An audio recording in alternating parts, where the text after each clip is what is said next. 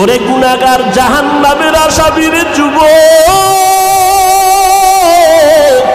আজকে গুনার মজা পাইয়া আজকে তুমি আমি টুপি মাথায় দিই, তোমার পায়ে ধরলাম, তোমার টুপি মাথায় দিতে ভাল লাগে না, তোমার কপাল এত খারাপ, নিজেও দাঁড়িয়ে রাখতে পারো না, যারা রাখে তাদেরও পছন্দ করো না, নিজেও নামাজ পড়ো না, যারা নামাজ পড়ে তাদেরও পছন্দ করো না, এত কপাল পোড়া তুমি কেমনে হইলা, নিজেও হালাল খাও না, যারা হালাল খায় তাদেরও তুমি পছন্দ করো না। আজরাইল যখন রুহুটা টান দিবে, সাথে সাথে শরীরের রগগুলো সিরিয়া রুহুটা হাতের মধ্যে চলে যাবে। আল্লাহর নবী বলেন, জ্যান্ত বকরির চামড়া খুললে যেমন কষ্ট, এর থেকে শতগুণ কষ্ট বেশি হবে বেনামাজির জান কবজের সময়। অনেক সময় যারা মরণের মানুষের পাশে থাকেন দেখছেন, বেনামাজির জান কবজের সময় চোখ উল্টায় যায়, হাত পা বাঁকা হয়ে যায়, এর মাত্র কারণ আজরাইলের দেখিয়া সহ্য করতে পারে নাই। নবী বলেন, ওর জন্য আমার মাওলা জাহান্নাম বানায় রাখছি, একটা জেলখানা বানায় রাখছেন। ওরে আল্লাহর দেওয়া পানি, আল্লাহর দেওয়া বাতাস, আমার মাওলার দেওয়া সূর্যের আলো, আমার আল্লাহর দেওয়া চাঁদের আলো, আমার আল্লাহর দেওয়া জমিনের ফসল খাইতেছো, আল্লাহর দেওয়া নদীর মাছ খাইতেছো, আল্লাহর এত কিছু নিয়ামত খাইয়া যারা আল্লাহর বিরোধিতা করবি, মানবি না, আলেম ওলামারা পাও ধরে ধরে নামাজের দাওয়াত দেয়, শুনবি না, এরপরও গালাগালি করবি। আল্লাহর নবী বলেন, আল্লাহ রাগ করিয়া বলে, ফেরেশতা ওই জাহান্নাম ওর জন্য বানায় রাখছি জেলখানা, আমার হুকুম মানে নাই। সরকারের নজরে আমরা জনগণ সব সমান, কিন্তু এরপরও সরকার জেলখানা বানায় রাখছে, রাষ্ট্রের মধ্যে বালাখানাও বানায় রাখছে। জেলখানা কাদের জন্য? যারা সরকারের আইন অমান্য করবে তাদের জন্য জেলখানা, ওখানে রিমান্ডের মার দেওয়া হয়। আল্লাহ বলেন, আমার কাছে সব বান্দা মোহব্বতের, আমি আল্লাহ চাই না কেউ জাহান্নামে যাক। এই জন্য আমি আল্লাহ প্রত্যেকটা রাতের গভীর তৃতীয় ভাগে আমি প্রথম আসমানে আসি, আমি আমার বান্দার গুনাহ মাফ করার জন্য ডাকতে থাকি, আলা মিন মুস্তাগফিরিন ফাগফির আলা, আলা মিন মুস্তারজিকিন ফারজুকা। আমি আল্লাহ পাক ভোর রাত্রে আসি, প্রতিদিন প্রথম আসমানে আমি হাজির হয়ে যাই, আর আমি ডাকতে থাকি, রে গুনাহগারেরা তোরা কই? ওরে শয়তানের ধোকায় পড়িয়া যারা গুনাহ করেছো, ওরে তোর 30, 40, 50, 70 বছর হায়াতটারে গুনাহে যারা কাটাইছো, শয়তানের ধোকায় নামাজ পড়তে পারো নাই, শয়তানের ওয়াসওয়াসায় গুনাহ করেছো, আমি আল্লাহ হাজির, আমার কাছে উঠি একবার আল্লাহ বলিয়া ডাক দাও। আমি আল্লাহ তোমার গুনাহ মাফ করার জন্য হাজির হয়ে গেলাম। ওরে দুনিয়াতে তোমার অপরাধ যদি একটা হয়, এক ধরনের মামলা, যদি তুমি অপরাধ 2 লাইনে করো, 2 লাইনে 2 ধারায় মামলা, অপরাধ যদি 3 লাইনে করো, 3 ধারায় মামলা, এইভাবে কারো বিরুদ্ধে 10টা মামলা 10 ধারায়, কারো বিরুদ্ধে 30টা মামলা 30 ধারায়, 30 ধারার মামলার জন্য 30 বার হাজিরা দেওয়া লাগে এবং রায় 30 রকম হয়। কিন্তু আমার আল্লাহ বলেন, বান্দা তুই জিনার গুনাহ করছো, ধারা একটা, তুই মা বাবার সাথে বেয়াদবি করছো, ধারা আলাদা, কিন্তু আমার মাওলার কাছে এই ধারা কিন্তু গণনা নাই। তুই 30 বছর 50 বছর 70 বছর গুনাহ করিয়া পাহাড় বানাইছো, আরে বান্দা তুই যদি মাথা নত করিয়া একবার আমি আল্লাহকে আল্লাহ বলে ডাক দিয়া বলো, হে মালিক, আমার আমল নামায় গুনার গুনাহ, আমার গুনার কারণে হাত না পাক, আমার চোখ না পাক, আমার জিহ্বা না পাক, আমার অন্তর না পাক, আমার গুনার খবর আমার মা জানে না, আমার ভাই জানে না, আমার অপরাধের খবর আমার ঘরের কেউ জানে না। যদি আমার মা বাবায় জানতো আমি জিনা করি, আমার মা বাবায় লাথি মেরে তাড়ায় দিত। মা বাবা ভাই বোনেরা যদি জানতো আমি চুরি করি, আমার কেউ ভালো জানতো না। ও আল্লাহ, তুমি জানো, তুমি দেখছো, এরপরেও রাগ করিয়া পানি বন্ধ করো নাই, খানা বন্ধ করো নাই, গুনার কারণে রাগ করিয়া আমার সম্মানের চেয়ার থেকে তুমি ফালাইয়া দাও নাই, গুনার কারণে তুমি রাগ করিয়া বাতাস বন্ধ করো নাই, গুনার কারণে বেজার হইয়া তুমি সূর্যের আলো চাঁদের আলো বন্ধ করো নাই। ও আল্লাহ, আজকে আমি তোমার কাছে আসছি ক্ষমার জন্য। আল্লাহ বলেন, বান্দা তুই একদিন আর 2 দিন না, বছর বছর 70-80 বছর গুনাহ করিয়া বিশাল বড় পাহাড় নিয়ে যদি আমি মাওলার কাছে মাথা নত করিয়া মাছির মাথা বরাবর 1 ফোঁটা চোখের পানি ছেড়ে দিতে পারো, আমি আল্লাহর কাছে যদি দিলটা নরম করে মাওলারে ডাক দিয়ে বলো, আল্লাহ আর গুনাহ করব না, ওই জাহান্নামের আগুন সইতে পারবো না রে মালিক।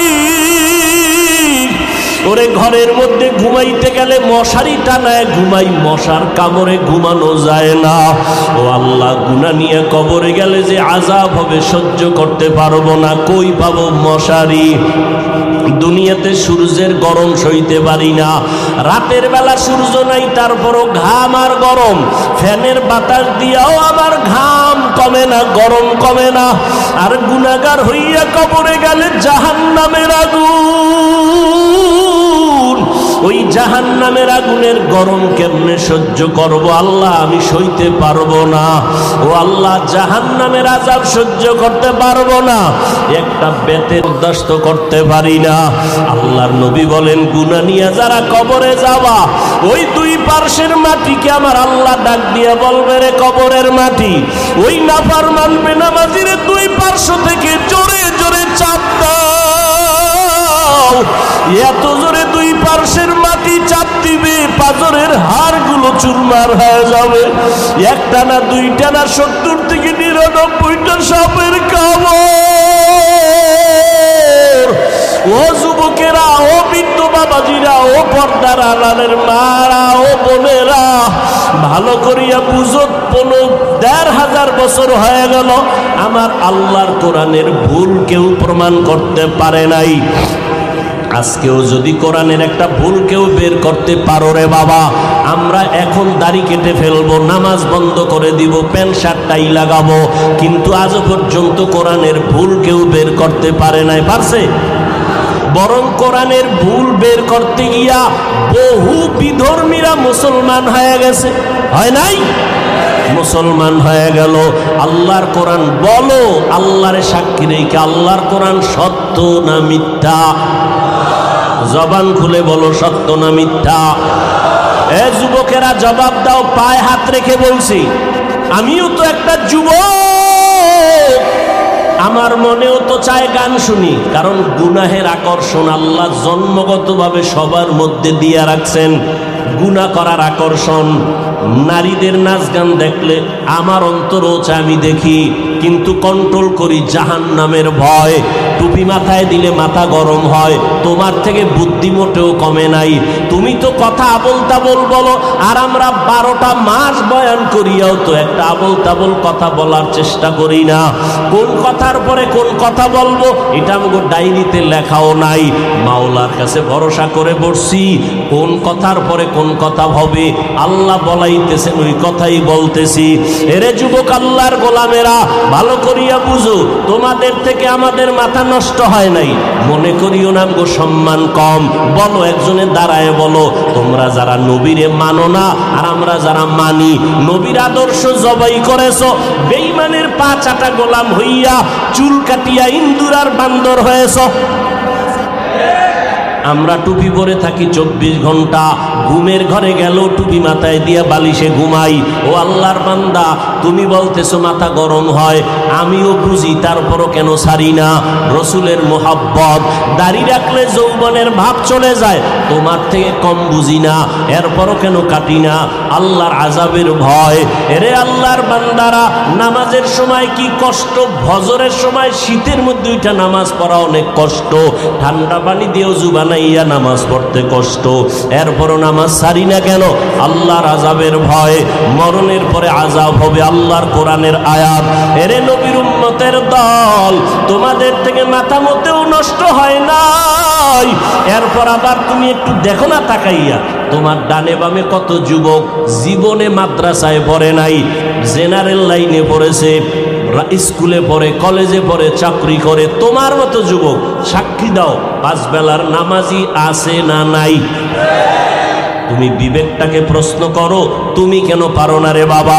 তোমার আমার মতো যুবক র্যাব, আর্মি, পুলিশ, বিডিআরের চাকরি করে, 5 ওয়াক্ত নামাজ পড়ে, যত কাজ থাক জামাতে পড়ে, তুমি কেন পারো না? একটু জিজ্ঞাসা করো তোমার বিবেকটাকে।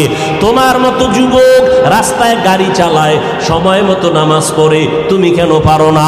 তোমার মতো যুবক শ্রমিকের কাজ করে, হাড় ভাঙ্গা পরিশ্রম করে, রমাজানে একটা রোজাও ভাঙ্গে না, নাই? তুমি কেন রোজা রাখতে পারো না? তারাবি পড়তে পারো না? নামাজ পড়তে পারো না? আসলে কি বলো, এবার কি দলিল দিবা? এতদিন তো হুজুরদের একটু চাইপা রাখছো, হুজুর পারা যায় না, এখন আমাকে জবাব দাও। তোমার মতো যুবক একই স্কুলে পড়ো, ও নামাজ পড়ে, তুমি পড়ো না। তুমি একই ডিপার্টমেন্টে চাকরি করো, 10 জন নামাজ পড়ে, তুমি পড়ো না। এখন কি জবাব দিবা বলো?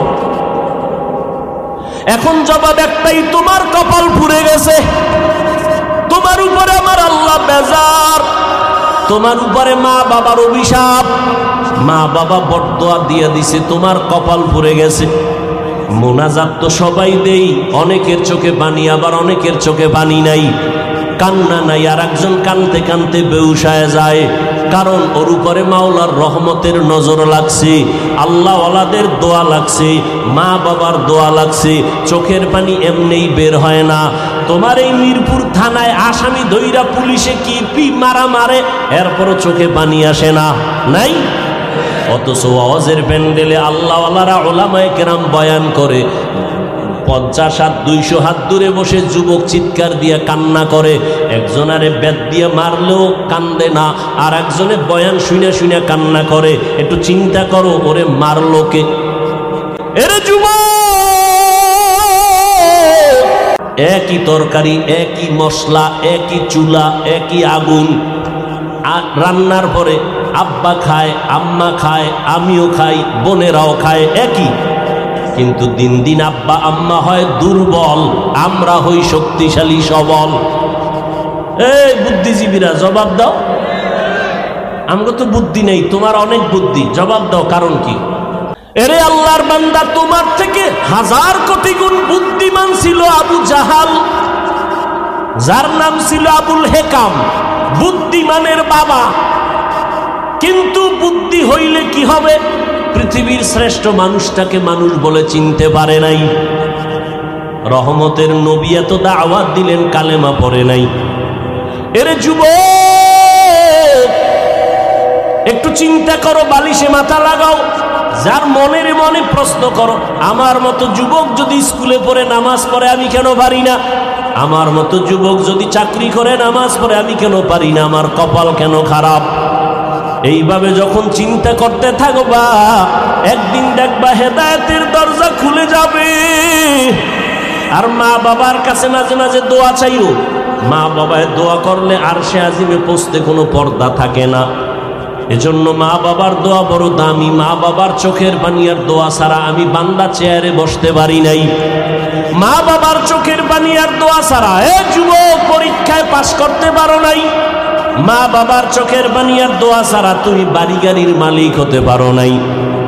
অতএব এখনো সময় আছে, তওবার দরজা খোলা, নেক আমল ধরো, শিরিক মুক্ত জীবন গড়ো, আল্লাহর মোহাব্বত নিয়ে চলো। চাকরি ছাড়া লাগবে না, স্কুল বন্ধ করা লাগবে না রে বাবা, মাদ্রাসায় আসার দরকার নাই। ভালো করে শুনো যুবক, পর্দার আড়ালের আম্মা জান আসেনি? আছে? এরে আম্মা জান, আপনারা আয়েশা রাদিয়াল্লাহু আনহার মতো ধন্য নারী, আপনারা খাদিজা রাদিয়াল্লাহু তাআলা আনহার মতো নারী, এরে আম্মা জান ফাতেমা রাদিয়াল্লাহু তাআলা আনহার মতো নারী, আপনারা উলামায়ে কেরামের মায়ের মতো মা। এই জমিনে আপনাদের মতো বহু নারী এই এলাকায় থাকে, 5 ওয়াক্ত নামাজ পড়ে, নাই?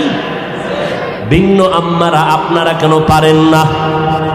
এরে আম্মা জান, ও যুবতী বোনেরা, তোমার মতো যুবতী বোন আজান হলে মাথায় কাপড় দিয়া 5 বেলার নামাজ পড়ে, এরকম যুবতী বোন আছে না নাই? তুমি কেন যুবকের চরিত্র নিয়ে সিনেমিনে খেলো, মোবাইলের মাধ্যমে চ্যাটিং করো? এক আল্লাহর বান্দা বহুদিন হয়ে গেছে বিয়া করে না। ছোট ভাই একদিন ডাক দিয়ে কয়, বয়স এত বেড়ে গেল ভাইজান, আপনি বিবাহ করেন না কেন? মা বোনেরা ভালো করে শুনেন, যুবকেরাও শুনো বাবা। বড় ভাই ডাক দিয়ে কয়, আমি বিবাহ করব, পছন্দের কোনো মেয়ে পাই না। ছোট ভাই বুঝতে পারছে, মনে হয় যেন সম্ভ্রান্ত পরিবারের মেয়ে লাগবে, একটু টাকাওয়ালা। ডানে বামে খোঁজ দিয়ে এক প্রস্তাব দিল, অমুক বাড়ির মেয়ে বড় ভালো। বড় ভাই বলে, না আমি এ মেয়ে বিয়া করব না। বলে অনেক সুন্দরী, সুন্দরী চাই না তো কি চাও? হ্যাঁ, বড় ভাই বলে, আমি এমন একটা মেয়েকে বিয়া করতে চাই, আমার সীমানা প্রায় পারাইয়া যাইতেছে, বিবাহের বয়স অনেক আগেই হয়ে গেছে, করি না, কারণ আমি এমন একজন আল্লাহর বান্দি যুবতী মেয়ে চাই। ছোট ভাই বলে, কেমন মাইয়া চাও? কয়, আমি এমন একটা মেয়ে চাই, যেই মেয়ে আমার স্ত্রী হইয়া আমার হাতটা ধরে আমাকে জান্নাতের ভিতরে ঢুকায় দিবে, আমাকে জান্নাতের পথে নিবে। আর এমন একটা মেয়েকে বিয়া করব, যেই মেয়েটা আমাকে একটা পুত্র সন্তান উপহার দিবে, যেই সন্তানটা উম্মতের জান্নাতের পথ দেখাবে। ছোট ভাই কয়, তোমার কপালে বিয়া নাই। চলে গেল। এই বিয়া নিয়ে এখন আর কথা বলে না। কিন্তু বড় ভাই ডাক দিয়ে কয়, শোন, আমার অন্তরের নিয়ত যদি সঠিক হয়, ইনশাআল্লাহ আমি আজ না কাল এমন মেয়ে পেয়ে যাব, যদি আমার নিয়তে ভেজাল না থাকে। এভাবে ধৈর্য ধারণ করলেন। দীর্ঘ কিছুদিন পরে পার্শ্বে এক এলাকায় চলে গেল, শুনছে ওখানে এক আল্লাহওয়ালা আসছেন, বড় বুজুর্গ, দোয়া করলে কবুল হয়ে যায়।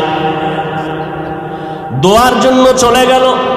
গিয়া দেখে হুজুর মসজিদে ওজিফা পালন করে, আমলে আছেন। সালাম, হুজুর আমি অমুক এলাকার এক বান্দা যুবক, আসছি আপনার দোয়া নেওয়ার জন্য। বিবাহ করেছো নাকি? বলে না, করি নাই, দোয়া করবেন। হুজুরের সাথে কথা বলতেছে, ঠিক এমন টাইমে পর্দার আড়াল থেকে মসজিদের জানালা দিয়া একটা যুবতী মেয়ে সালাম দিল, আসসালামু আলাইকুম। হুজুর বলে, কে? বলে, আমি এই এলাকার এক যুবতী মেয়ে। কি চাও? হুজুর একটু দোয়ার জন্য আসছি, আমার আব্বাজান বড় অসুস্থ। তাই নাকি? বলে, হ্যাঁ। হুজুর ওখানে প্রায় সময় আসেন, মানুষকে দাওয়াত দেন, মসজিদে আমল করেন, মোটামুটি পরিচিত। এইবার মেয়ে কয়, হুজুর দোয়া করবেন, আল্লাহ পাক রব্বুল আলামিন আমার জন্য যেন ভালো একটা পাত্রের আয়োজন করেন। কয়, তুমি কেমন পাত্র চাও? কয়, হুজুর আমার বিবাহের জন্য আমি এমন একটা পুরুষ